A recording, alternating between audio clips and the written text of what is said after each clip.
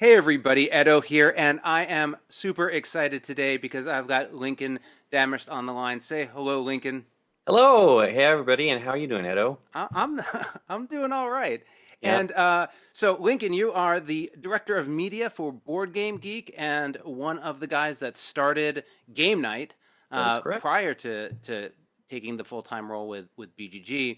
And so, right before we got on the call, I mentioned like basically before Game Night, I don't know anything about you, Correct. and It's nobody I does. I always, Even no me. no it is. This is the moment. But so like just skip it doesn't have to be long, but give us a little sense of how you got into gaming, and then I mean you must have been into Sure. media in general. Sure. Oh yeah. So the generally on gaming, I when I was a preteen, maybe teen, my friends' neighbors, I tell this story all the time, that they seemed like they were really old guys, and they're probably younger now in reference than you and I are now. Um, but Those old 20 year Yeah, olds. and they had a bunch of games, and I mean, so many. And it was in the time of like um, Avalon Hill and 3M games and all that stuff. And so we played a bunch for a few years, and then we got into music.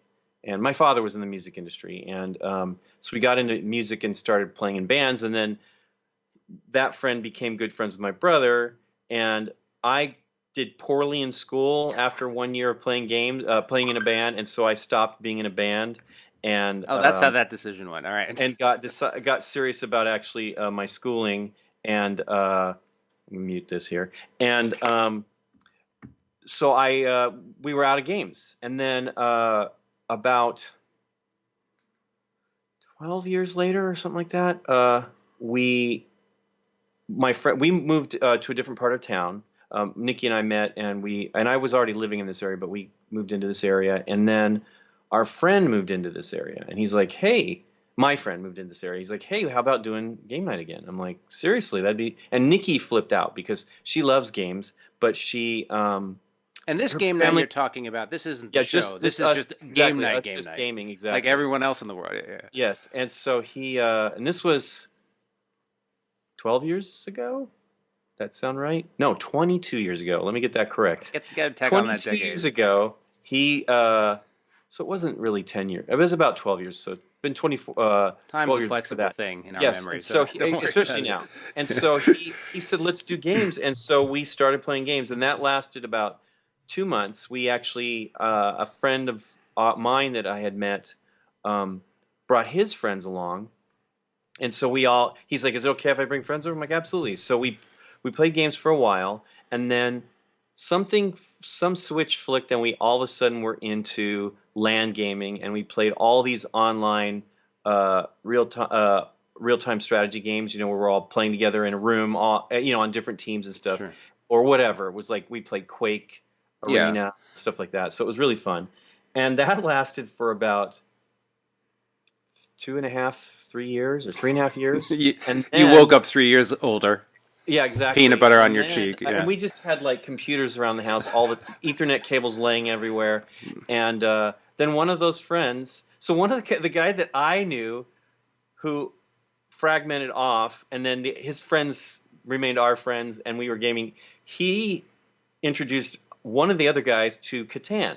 Now I had seen Catan. I was the guy buying the games in the late '90s, and I had seen Catan, but it was like, what is this, right? And Sure. this is expensive in my brain right at that time, and so we didn't play it. But he brought over Catan, and we played it, and both Nikki and I flipped out and immediately wanted to play it again, and then that just started that whole trend. So we started gaming, and then I got active on. I mean, immediately I was on BGG. So this is in early 2002, Sure. Sure. and I didn't sign up with an account. It took me a little bit of something BGG did, and I don't remember what it was. Triggered me to actually register and get a profile. I don't know if maybe they added collections or something something Sure. was like the Something was like, one now's the element of like, time. I'm ready to do this now. And so I got on and just went berserk. And I was again the game buying guy, and the collection just grew and grew and grew. But then we met another gamer, Jonathan Degan. Uh, he found me on through the Find a Gamer thing on BGG, and he looked at my giant collection, and I It's was like actually this guy. Yeah, I was commenting, and this was like Giant Collection was probably in the hundreds at the time. Sure. I mean, at the time, that was probably a decent percentage of the good I'm games sure out it was there. a pretty good collection, and so I was commenting on the games and stuff. I was very because I actually learned a lot about what I would come to enjoy in games through the comments of others: Rick Thornquist, Scott Alden, Dirk Solko. Greg Schlosser, all those guys and more were fantastic. There's tons. Greg Alkanekis would put comments, and I'm like, wow, I like that. I'd see the games they liked, I'm like that. So then I'd see what they were in, other games that they had, and so then Scott, when he came to visit us one time, he's like, wow, you got a really great collection. I'm like, well, that's because I. So did you meet Scott outside of BGG or through BGG? No, so what happened was then we met in Jonathan's group, Dave Arnott, who's on our show a lot. Immediately, I met him the first night, and he taught me a game. I'm like, this guy's amazing. I want him to teach me games forever. And then we met Aaron and things like that through the Southern California community of gaming. And then we went to BGG Con 2005, which is the very first one. I thought about going, but I knew it was the first one. So I was like, I do regret not going, but I said at the time, like, we should just give them 1 year to get it together, and then we'll go next year. Sure. And so Stephanie Bennett, who was part of our group, she was going to go. We said, we're thinking about going. She's like, oh my gosh, I want to go. So the next year we all went, and Dave was going because he was going to run the puzzle hunt. He had done that for at the Gathering of Friends, and Scott Alden really loved that puzzle hunt. And so he ran that. So we got in there early to help out. And I met Scott that night stuffing badges. And, we were all just sitting there at a table stuffing all the name tags and the badges, and, the little plastic lanyards. And we really found out we had a lot in common and became close friends. And so then cut to 3 years later, we'd been hanging out a lot. But when we started to go to Essen, he's like, would you like to help out with that? And I'm like, sure, let's go. And so we went, and not knowing what we wanted to do, we were just there to promote the BGG brand, right? Because at the time, it wasn't really huge in Europe, right. And then at that convention, I brought it's sitting over here, the webcam. You can't see it; it's Nikki's webcam still. We brought that. We're like, hey, we'll have a webcam, right? We could see the crowd walking by, and so then Friedemann, who I knew, Friedemann Friese, he had. I can't remember the game that came out that year, but he's so like, it actually you started, and so this is not the exact order I thought I was in. So this is interesting. So you actually, in some ways, you were gaming and playing games, but then really you were assisting and working at BGG. Now webcam comes into the picture. You start doing a little filming. You haven't started the game night filming yet. No. So this is getting to the point of actually why Game Night started. So it's cool. We're getting the full picture of BGG right now. The full picture for sure. Yeah. So I said to Friedemann, I go, why don't you show this game to us? We'll record this video and we'll put it on the games page, and you'll. Yeah. And you then were ahead of your time at that point. A light went off in our heads, and Dirk ran out and booked the schedule solid.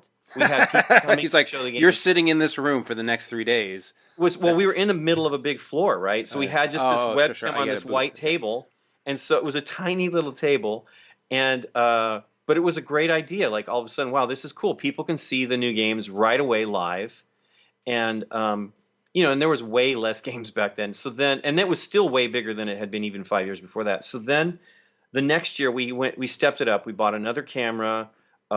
We still had the webcam. So I think the webcam was streaming, and we recorded with the other cameras what we did. And that was just 2 of us that year. The first year we had a bunch of people. The second year was just me and Dirk plus Doug and Shelley. Oh, no, I don't think Doug and Shelley were. No, they had double the work, half the people. They're like, yes, you guys we did have Doug and Shelley, but they couldn't be there the whole time because they're teachers. So they had to leave early, I believe. So that helped us out. It was pretty good. And we had some people come in and help us from the Bay Area actually came and helped us as well. So then the next year we took it up a notch, and we went full on. We got a TriCaster, 3 cameras, the whole shebang. And so then Scott wanted he likes watching video game playthroughs all the way. He loves seeing the whole thing because he likes to see everything. He's just one of those guys that really likes the whole thing. And so as much as he'll do that in a game, it's also cool to just see what you don't see when you play the game. Sure, sure. And he thought you guys should do a game night thingy where you play the game all the way through. And I've said this many times. My thing was like, who is going to want to watch people sit there? I mean, and believe me, it doesn't mean that people do want to watch it, but there are some people that want to watch it. And who's going to want to sit there and watch a game all the way through? And so what we talked about it, and by that time, this was 2011. No, 2012. He might have asked us 2011. I think he did. But 2012, we went to KublaCon, and we were talking about it again. And Tabletop had debuted, and Scott was disappointed because it wasn't what he had hoped it would be. Right? It's more of a show, right, where they do it in a half an hour. Which, believe me, there's some real pluses to that as well. And so he said, Nikki and I were talking after that event in May, and we were getting ready to go to, I think, our first Gen Con. And gosh, is that right? Wow, that's crazy. Because I believe we were going out in August, and I said, I'm not sure. I don't remember the timing of this. Again, I wouldn't worry. Yeah, exactly. But the deal was, so we were going to Dallas, and we said to him, like, hey, I think we'll do this, like, because we had all this gear. We'd purchased all these cameras and stuff. We're like, let's start using this stuff rather than just once a year. I almost feel like we didn't start Gen Con until a year later. So I wonder what we were doing. Maybe it was BGG Con. No, it couldn't have been because we started filming in September. So we came back. And just to interject for a second, for people who are interested in getting into media or filming reviews or any of that stuff, I actually giving yourself an excuse to be using your camera often and regularly, and using your editing software, your streaming tools, are hugely recommended, because like you just learn so much in troubleshooting. We'll talk a little bit about troubleshooting in a second, but I think the genius of it is like, hey, what are we going to do with this $2,000, $4,000, $10,000? I don't know, however much money is stuff. Like, let's not use it once a year. Let's use it once a week. Absolutely. Well, it helps you. I mean, this is the thing I tell everybody. When you want to use something, you must use it all the time, because I get rusty not using software, right? I'm actually using AutoCAD recently, which is from my previous life. Right. And I'm like, wow, this has changed a lot. And so, there's some differences in this application and like recalling how to do things. And so and absolutely that, you get much, much better at what you're trying to you become a really great problem solver, and it's like literally my favorite part of what we do is the editing. And I don't even really do the editing anymore. Well, and when you know your software, like, you need to understand and know it, but really you want it to be transparent, right? You want the work to be the filming and the editing, not the dealing with the buttons and how to save things. Absolutely. Well, that is that is definitely the truth. So we actually started filming that fall. We filmed before we went to Essen. Essen was always the big focus of the year. So maybe we did. Maybe it was 2012. We went to Gen Con. But anyway, so we started filming, and we shot, actually, literally, I think the first night we shot Kingdom Builder. Yeah, I think we shot Kingdom Builder. Sounds about right. But that episode has never come out. What? There's nothing wrong with Kingdom. I don't think there's anything wrong with that video. But what happened is in my head, I really, really wanted to do King of Tokyo. Like, I for whatever reason, I completely forgot it that night. And so we shot the other games. We shot 2 other games, I think. And then that was the second session. And then we were gone. And then when I got back, I learned how to use Premiere. I had previously used Vegas, which was from Sony at that time. And I just used it for a couple of little projects, light stuff. And talk about, just because you mentioned Premiere, that is a great example of a piece of software I used really regularly 7 years ago. I don't remember when. And last year, maybe 2 years ago, I went all in on the Adobe Creative Suite and got it again. And I opened it up, and I was just like, I'll go back to iMovie. I can't. Yeah, it's definitely an uphill climb, but it's fantastic for multi-camera. So that's the whole deal. Scott and I figured out, he's really great at, figuring out software as well. So the two of us just put our heads to it, and I did all the work. And every time I'd have a challenge, we'd put our heads together and figure it out. And so we figured out that was essentially why it took 2 months plus the trip to Germany in between there and BGG Con. And then by the end of November, I had an episode edited and we went live with it. And then at that time it was 2 weeks. Every 2 weeks we did an episode, and it was pretty challenging to make that deadline, especially as games grew in length. You know, we started. I always wanted it to be about an hour, maybe 2 hours at the very most stretched out, and. Well, and it also takes so two things you said here that I think are interesting. One, just for those who don't know, assuming this is the reason, Premiere is really good multi-camera if you've never used it, because unlike iMovie or other software where you're like layering the cameras where you want them, Premiere is more like if you were directing a TV show where all the streams are coming and you're like camera 1, camera 2, and you can just sort of go back and forth.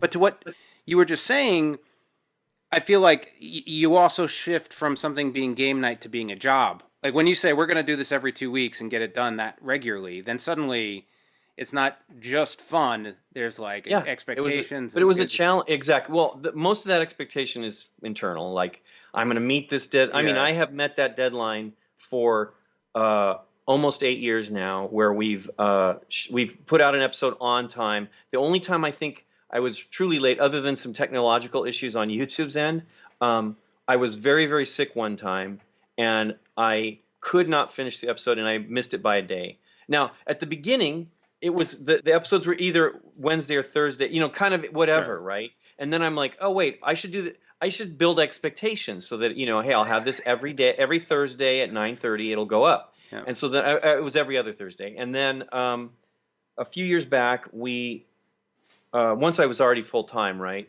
We thought we should do this weekly because we can't play enough games. Where there was the pile of games that we wanted to play versus what was actually getting filmed. You know, and that's the reason why Kingdom Builder just got pushed aside, is because we'd already done several Queen games, and we were trying to spread the love, right? Because it's just literally we play what we're excited about. Sure. So we don't worry too much about what we're going to play, because there's always plenty that we love, but we definitely would like to give as much attention to as many publishers as possible, because that's really what this is about. It's about spreading the joy of board gaming. Sure. And but yeah, Scott really wanted us to do it because we had a silly group. You know, we had a bunch of great players that were some really skilled players for sure. I mean, Dave is an amazing player and rules teacher, but lots of deep strategy people. But you know, that doesn't necessarily play well for camera either. There's that. Yeah, I mean, ultimately, you ask, like, you don't know why people watch these things, or at least you didn't at the time. But like a lot of it comes down to, from my experience, one portion of the crowd's watching. Okay, maybe there's three portions. One's just like I wants to know about the game. Sure. One portion's for the entertainers, for the personalities, and then I do think there's a certain amount of joy in watching people who are really good at something, right? Like who have that skill set. Yeah, we do get criticisms. It's funny. I'm like, we try really hard to teach you the game accurately. There's no guarantee that we're going to play the game accurately. I mean, people miss things. It's like everybody's like, you cheated. I'm like, well, first of all, we're not going to cheat on camera. I guarantee you that. And then again, it's against most of our standards of operating procedure. We don't cheat, but we make mistakes. I mean, everybody makes mistakes, and you know, Rodney. Strives, you know, you might have seen him where he'll put an episode out, realize there's something wrong, he'll fix it, and then take that whole episode down and put it up again, which is great. But we are like, yeah, it's entertainment value. You know, I mean, we used to be able to put in comments. YouTube has evolved over the years so much that it has changed the way we work. I don't know why. You know, I try to come up with reasons, but you used to be able to annotate within your video. You could fix problems right there. Pop up, hey, this is a mistake, blah, blah, blah. And I don't, you know, there's a big, not movement, but there's a lot of people are like, you can do a lot of shenanigans when you can edit video after it's been posted, right? And I think I understand that. You can have it, once something's popular, pay me and I'll put up an advertisement for you on the video or whatever. So I can imagine that might be why some of those features go away, or they're just low use. I can't even, it's a downer because there's a lot of little things. They changed we've gotten people ask recently to put outtakes, and we used to put them in all the time at the very end of the episode. Nope, I don't know how many people would see them, because after the whole end credits thing we do, I'd wait like a second or two, and then I'd put whatever we thought was funny if there was something that week. And there's a lot of them back in the day, but YouTube changed the way that you put the links to other episodes and to subscribe. Yeah. And that has to be in the last 20 seconds of the video. Yep. I think it's pretty interesting actually, because I don't think that people understand, as viewers generally speaking, how impactful platform decisions are to content. Whether it's something gigantic like how monetization work that really is changes everything, or just that thing you used to do is now very difficult with their tool because they just a year and a half ago they updated to their new fancy user friendly dashboard by removing half of their features, right? And so.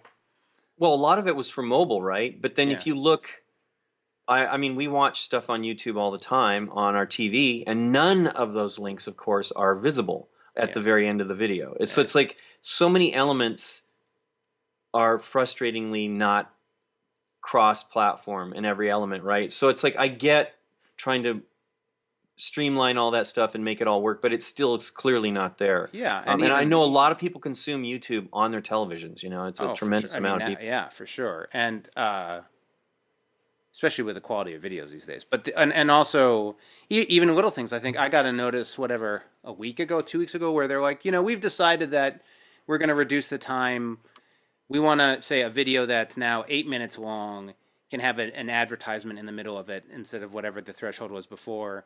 And by the way, we just turned it on all videos to save people time. So basically, oh wow, I didn't even notice that. So lovely. Yeah.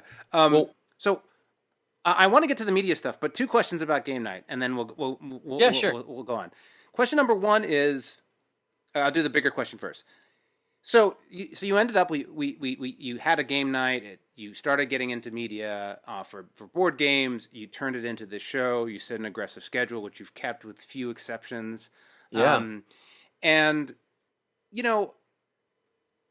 when you step back and you look at it over this long period of time, what are a few things that you feel like how did it change you as a gamer and as a media creator doing that show over the last 8? So the biggest change in gaming is I was always pretty much an Omni gamer, but I think I'm even more forgiving. I believe I have okay taste in games. I don't know, because I really can see great things in a lot of stuff. Sure. And I understand the creative process. It's like people put a lot of effort into these. That's why we'll never do a negative. I mean, I said about maybe 50% I would have some people. First of all, I don't want anybody saying I hate anything because I think that that's ridiculous. But I also don't, I don't tell people what to say. I'm like, you can tell. We've had there's one game that we played, which I will not mention, that we were all like trying to fix the game in the discussion, right? We're like, and so first of all, when we were done, I think Nikki said, well, that'll never be an episode. And we just decided that we don't want to, there's plenty of people that would like to do that stuff. We're just not, we don't focus on the negative. We only are showing what now this was a completely blind play. Like none of us had played it before. Sure. And I assume this isn't a game. I get like Kickstarter prototypes. You're talking about a retail game. Yeah, this was a full on. It wasn't about to change. It was a beautiful production. It was for kids to family level. It was pretty neat. And after we were done, we're like, we should have played the kids version of this game. That sounds great. And it's too bad because it was really a nice looking game. But yeah, so that was the first I'm an art guy. I studied design. So I understand. I've been part of the critical process. I've gone through critiques and I know how to deal with that. Not to say that criticism doesn't sting. Sure. But I'm much more adept at handling it. I mean, I have been since when I was in college. Same with Nikki. She's a illustrator, and she went through all that stuff too. You know how that is. You do need to realize that people are working hard on it. So I will give constructive criticism. If anybody asks me like playtesting things, which we're not really massive playtesters or anything like that, because I actually prefer to play games done because I form opinions about games. And for example, one game that we played way early in the prototypes, which blew me away. I could not wait for that game. Once the game was released, it was a completely different kind of game.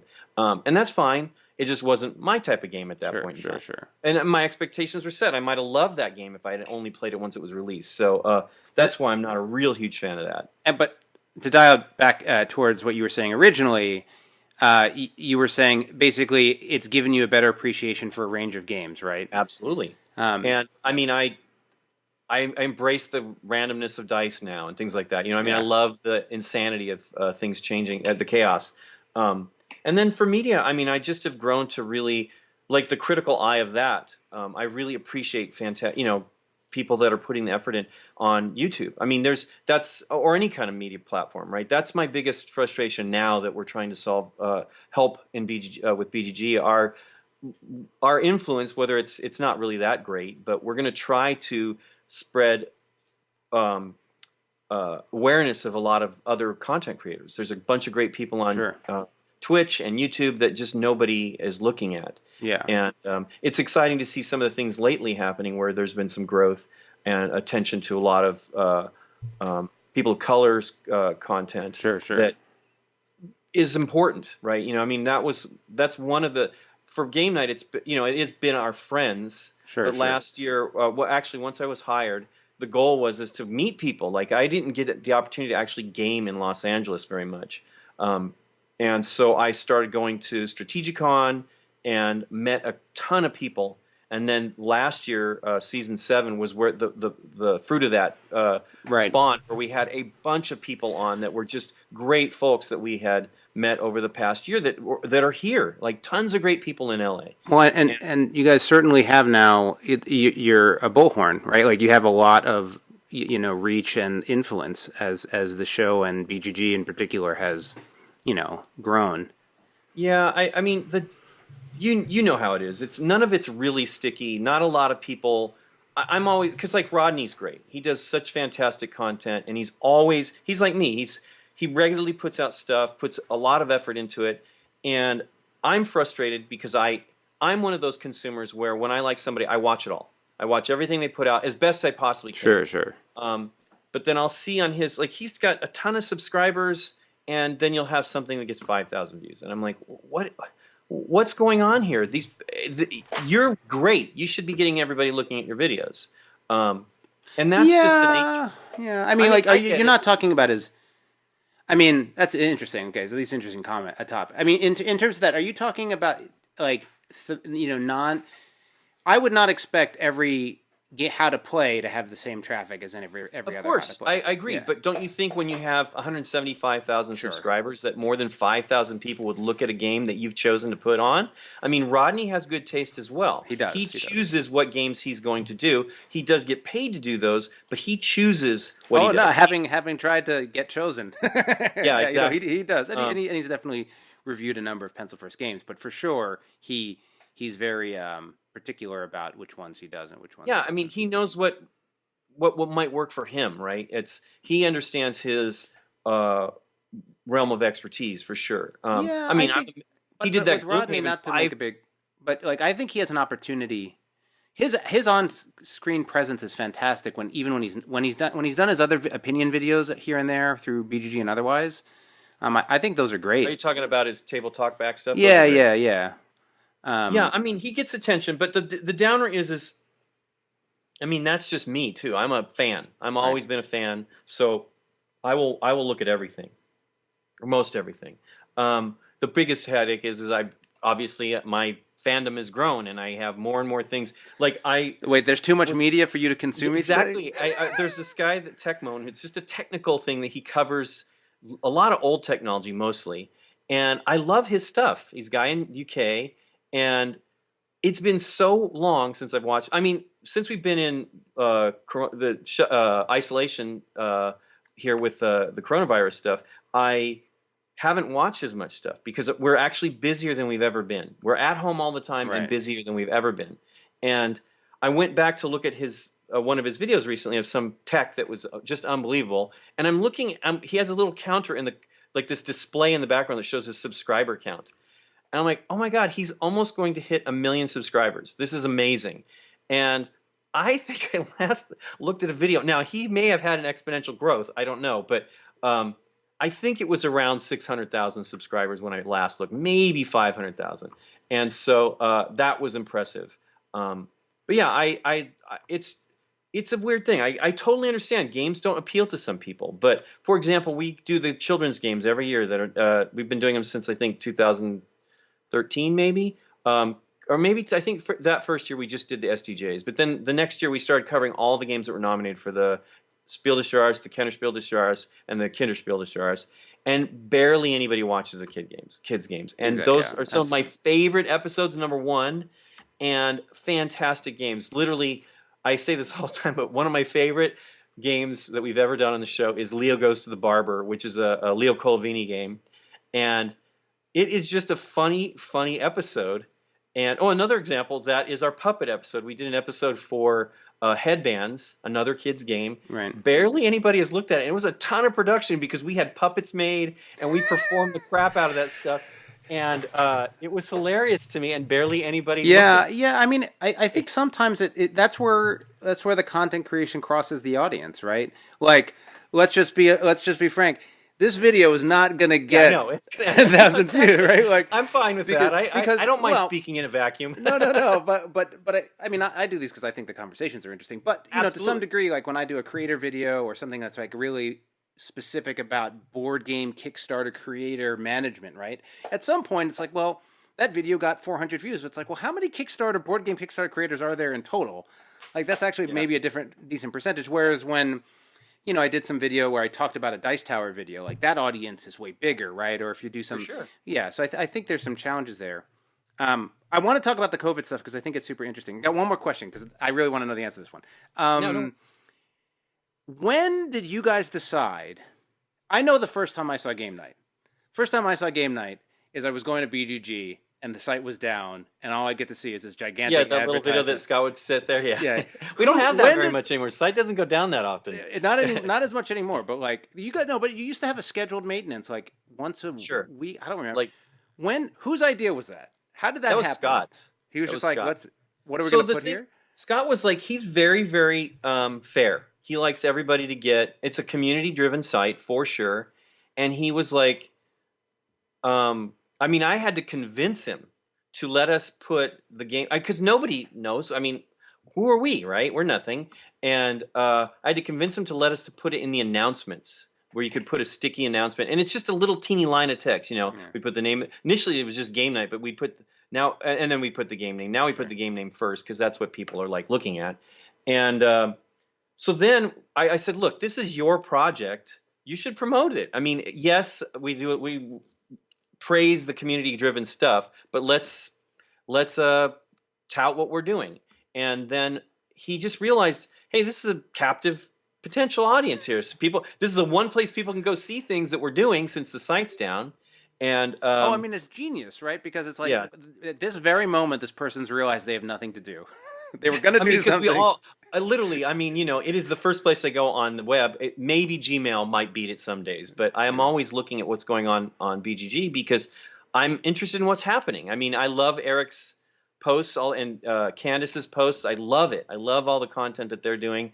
I love the deep dives. It's just great, There's so many good things. And I mean, I follow a lot of people and I look at what they're, I go to the page that shows who I'm friends with and see what they're doing and what they've commented on. It's great. I mean, especially now because I don't see anybody. I haven't seen most of the people that we know for months and months and months. And we don't always call, it's like everybody's busy. Like Rusty, we're always worried about him because, he lives by himself. And he's super busy. And it turns out he's even more busy now than he ever was. Yeah. It's like, so he's like, no, I'm just busy. I'm like, okay, that's good because we hadn't heard from you. But yeah, my mom's by herself, and I'm now very, very aware of people being by themselves, right? Because this is a tough time. And it's. I was talking to my wife about that. Yeah, we were having dinner with the kids or something, and just like, if you have a partner or your family or whatever. Even if you're sort of in lockdown, you still have some people to interact with. But then you think about those people who are really just like, no, they're alone every night and every day, and it's crazy. Yeah. And so, taking the opportunity to make a phone call or get over Zoom or Skype or whatever, I think is a big deal. Well, for sure. I mean, my mom and we used to see my mom every weekend. Wow. And so the issue is that she walks with her friends. They walk with masks and stuff, but we are all like. It's a risk, right? And we don't want to So, we don't want to get anybody sick. The terrible feeling would be is that if you got somebody else sick, even if you got sick too. I mean, the whole thing's awful. Yeah, yeah. And And so it's a very fluid and I've been challenging making situation. efforts to call my mom much, much more Yeah, yeah. often than I ever did. I mean, because we spend all, I mean, if you talk to my mom's older and she doesn't do a ton of stuff, so I would hear the same things all the time, right? So I'm now more resigned to actually hearing the same things, just so I can talk to my mom more often, so she has some Yeah. interactions. It's rough, and It's it's a interesting game. to see the people's creativity to try to engage. But yeah, Yeah, I've gamed a lot with my family and my mother. Recently, we started, because it's one thing for me to pull out a game and us enjoy it together. It's not like she has a stack of collect. She's not like an avid gamer. yeah. But Boggle is surprisingly satisfying over Oh, Zoom. I love that game too. Yeah, yeah, It's, and so we've and it's very universal. It works pretty well. the games that I always love Big Boggle too. I want more letters. But we we've actually done a lot of that. We've obviously the hilarious thing is we have all this gear, and then we tried to play games right here at this desk. We were playing Welcome to with a friend who'd never played it. Yeah. And we had the webcam pointing down. It was just stupid. I'm like, we can go do this in the studio. It's much, much more, much better. And we figured out that too. We just haven't had the time to play. We're actually, once we have these two conventions, upcoming conventions, we have Comic-Con and Gen Con Yeah, yeah. live streams that we're doing. We actually have a bit of a break. So we're going to try to work on some other things besides tech and studio stuff. But it's an interesting time frame. All right, and I'm going to look at we're at about 35 minutes. So okay. We talk game night, this transition. I think the interesting thing here is, so I don't know when, but in the last few years, the amount of video content and non-forum web type content that BGG has been doing, and I think promoting and showing on the site and sort of engaging in, really has been going up. Yep. And obviously bringing Rodney into the fold and pulling it into different parts of the site. So the two topics that I'm curious about is, one, how do you think about an approach bringing media into like a dominantly written website, and then, or at least historically, and then two, as we've moved into this new COVID media period, what challenges have you sort of faced in that regard? Well, we're as far as bringing other media in. I mean, the front page is changing. There's going to be. I mean, it's been in development for a while. Actually, it originally started. My brother was working on the UX back in 2011. He worked for BGG before I did, really, and then they changed the underlying structure, and that just was all dumped. And then now they've been working on it, and because the site is so interrelated, elements, you don't realize how complicated the site is, and we have very few programmers. That your user block information is important because it appears everywhere, and it needs to fit in a specific way, and the forums and the images and all that stuff, all those things. So I think it started first with the game pages, of course, was the first place because we needed to do that since many people came from Google to the game page. And then the images and the forums then changed, and videos, pages, and all those things changed because the comments and the subscription. I mean, because subscription is one of the best things on BGG. I can follow somebody specifically and see what they're doing. It's an amazingly powerful site. Yes, I cannot believe how wonderful that element is. I mean, I don't know that people know how great that is, but if you're interested in like following a game so that you get all the updates about what's going on in that game is unbelievable, and it's a powerful tool for publishers and designers as well. And that's another fantastic thing, is knowing when updates are, like questions that you've had where you can actually interact directly with the designers and get answers, which is just, I mean, that's been one of the most amazing things for us, is that we actually can reach out during playing a game and get answers most of the time pretty quickly. Well, and that's also incredible about the board game industry in general. Absolutely. Yeah. People are engaged, and they want to help each other. It's one of the, I mean, that's, I think everybody's true nature, is that they would like to help each other out. And that has been our biggest, lately, moving into towards the technology type of things, is like how many questions I've been asked. I'm sure you probably get it too. It's like, hey, how do I do this? And And I'm always like, well, here's the things you should think about, and this is the direction you should take, because I feel, it's like we did. Now, admittedly, we bought 3 cameras. Let's use them. But the tech evolved as the show evolved, and Sure. you definitely throw more monkey wrenches into the works as you complicate things. But you need to find out whether you will enjoy the process before you just put out too much of a spend, right? Because it's like, if you're not driven by, I take pride in like meeting a schedule. It's just for me. I like. Yeah. I feel great having that meeting that deadline and doing that stuff. And I think that's a pretty good nugget too, which is, as a content creator, I think it's super important. I mean, early on to experiment, but you need to find a balance between the content volume you want to make and the effort you want to put and how that fits together. I know for me, especially for Kickstarter and other things, I've done higher production, heavier editing stuff. And then a long time ago, I used to do it more. But yeah, life gets in the way, man. Yeah, well, and it's just sort of like between playing and doing the content, it just comes down. Okay, a great example is this show. Right at the beginning, when I was doing the Q&As, I actually, not in Premiere, even though I started using Premiere again, but went through to try and do the thing where I watched the whole thing again and was cutting between both people, one person, the other person, both people, one person, based on what they were saying, right? And trying to make it work. And like, that's if you're doing that for a 45-minute video, that's a long time to like do it, right? And you're trying to get it on the second, right? You're trying to get it when they change topics. Oh, I know those. I mean, I do. That's with game night. When my hand goes down to the table, I like the camera to be there when their hand reaches the table. And at some point, I guess maybe I was in a rush one, and I was just like, you know what? I'm going to have me at the front saying hello. I introduce the person, they pop on, and that's it. And then we're just going to play it with 2 people on screen.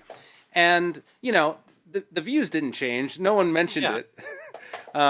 It's sometimes, I mean, we've had comments like they like to see the faces, they like to see the reactions. That was the disappointment about the puppet episode, because we actually shot that game, just us playing it, and then we did puppets. And everybody's like, can you do the regular episode so we can see your expressions? And I'm like, well, the problem is we butchered that show, because the goal was, I thought that episode was going to be 25 minutes. I'm like, the goal was, I knew that puppeting was going to be a pain in the rear end, and so I wanted to see 15 minutes, and I got stuck on Harry Potter. I got stuck on Kobe Bryant. So we were like, the episode was tremendously long, and we all got stuck on something. It was pretty great.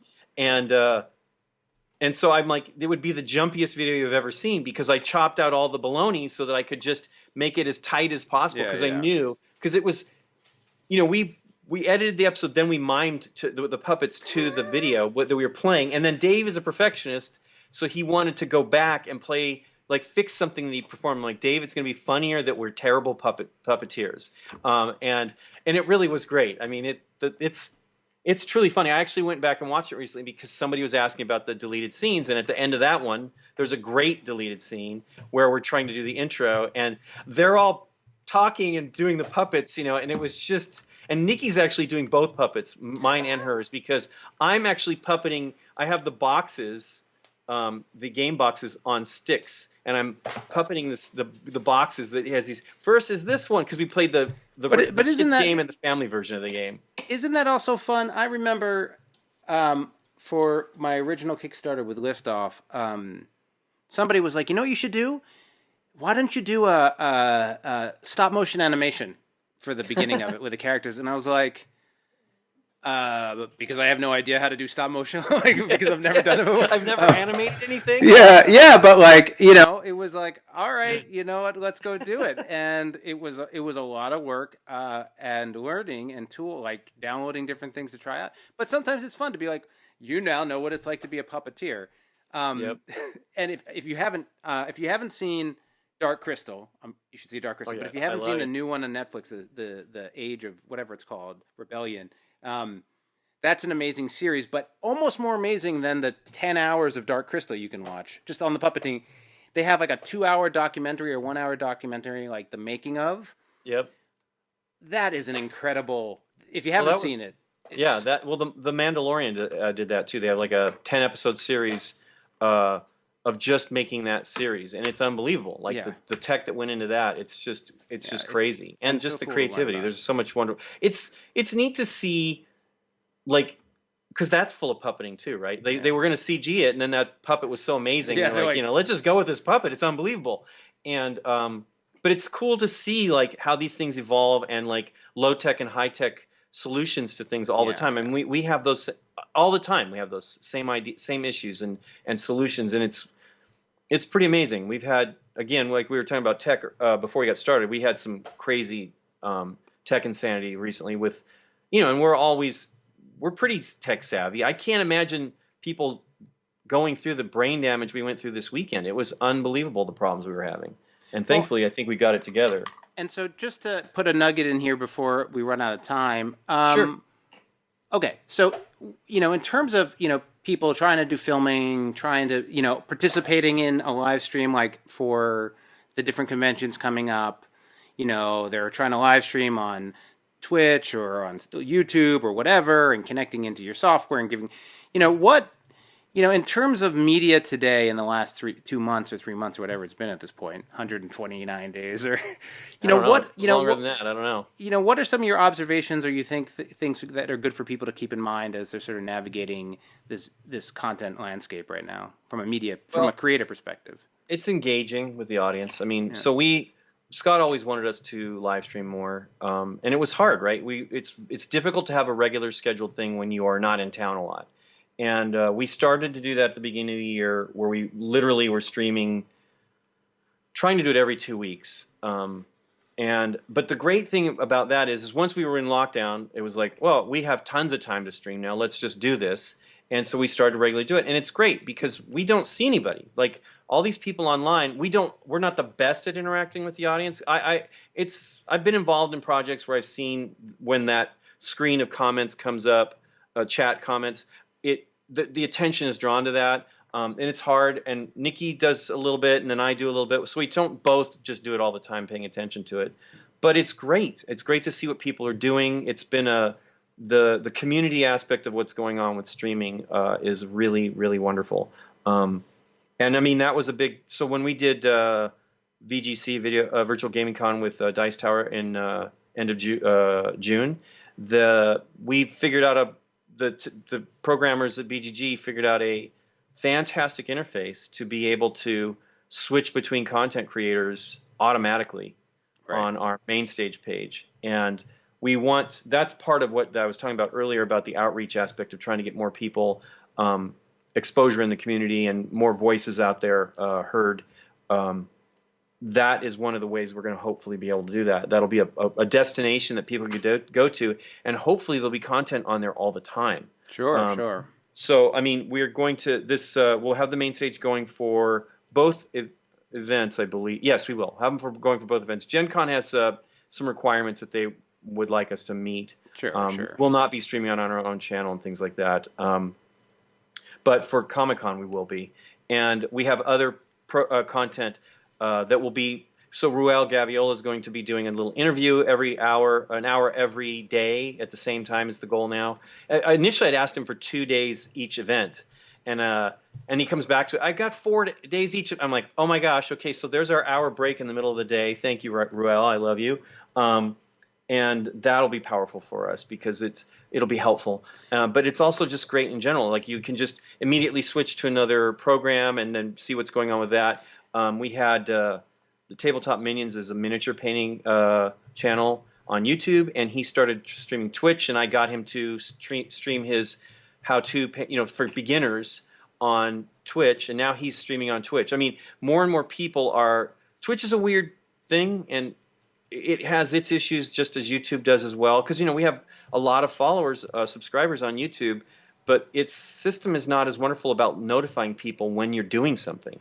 Yeah, I mean, a lot of these different platforms clearly, they're of how they began, right? Like the kind of content they were bred from is sort of the thing that they're typically best at. And well, you'd think that Twitch would be better since that's what they do, but their notification system is only marginally better than. I notice it. Like I don't see when things go on our channel, and I subscribe. I'm like, what's going on here? Yeah, but it's also the audience, the use behaviors is a little different too. But I think it's one of the interesting things that I'm sure you're thinking about it is if you're talking about sort of this 24-hour stream of a variety of things is how how much of it is regularly scheduled content that people have that sort of, habitual approach to versus no, like from midnight to 2 a.m. it's crazy town, and we just open it up, and as long as somebody doesn't, offend everybody, we're, Yeah, that's our biggest concern, right? Obviously, we don't want to.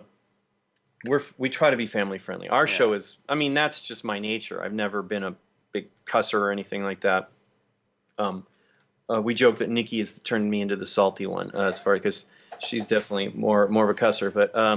But it's most of the time, as I say, most people are very, very sweet and want to just share the joy of board gaming, which is a really, really wonderful and compelling hobby because it brings us together. I mean, it's even virtually right now, which is a challenge.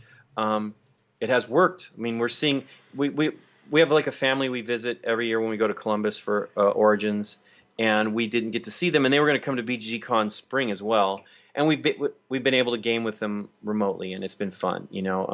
Not as much as I'd like to, truthfully. We just, again, this has been crazy how much busier we've been. I barely have much time to do anything. Like, I have my own projects on top of BGG projects because we have other shows we've been trying to develop. All of that's been grinding to a halt because we can't get together.